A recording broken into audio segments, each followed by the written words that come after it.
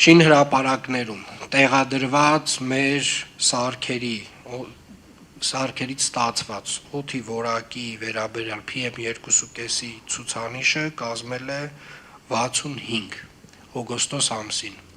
0-ից 60 միջակայքը այս ցուցանիշի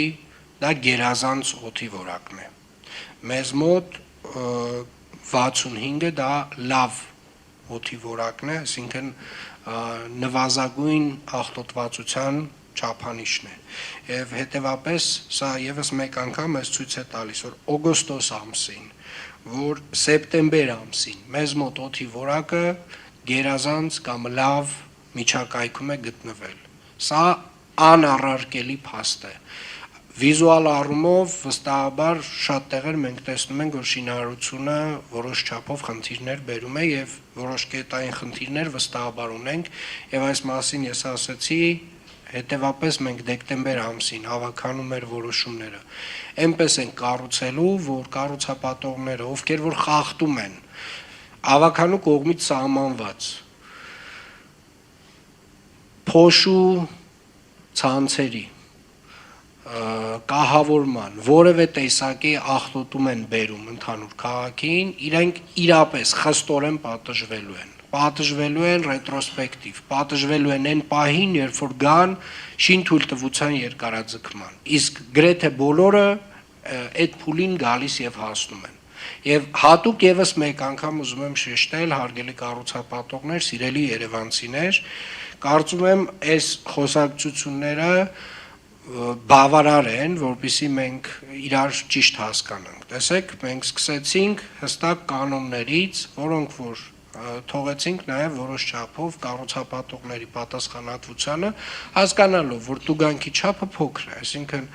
եթե դու այդ ցանցերը չես քաշում, մոտավորապես 70,000 դրամ ես վճարում տուգանք, ճիշտ եմ, պարոն Ղուկաս։ Այո, պարոն քաղաքապետ։ Հիմա շատերը մտածեցին, վայ դե ինչ մի տենց այդ 2 միլիոն, 3 միլիոն կամ 4 միլիոն դրամ ծախսը անեմ, այդ ցանցերը քաշեմ, փոշու հետ կապված խնդիրները լուծեմ, հենա կվճարեմ այդ 70,000 դրամ։ Հարգելիներս, ես ձեզ վստահեցնում եմ, դուք հարյուրավոր, միլիոնավոր դրամներ եք վճարելու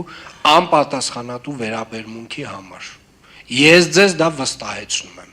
Այն ավականու որոշումը, որ այս դեկտեմբերին կընդունվի, ուղղակիորեն ազդելու է ձեր ֆինանսական վիճակի վրա։ Եվ այն տուրքերը, որոնք որ դուք ստիպված կլինեք վճարել, չպահպանելով Երևանի ավականու կայացրած որոշումները,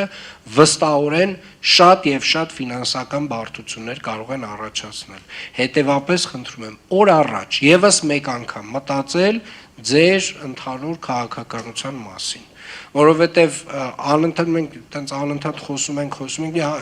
գնաց նաև մեր գործընկերների հետ քննարկում եղավ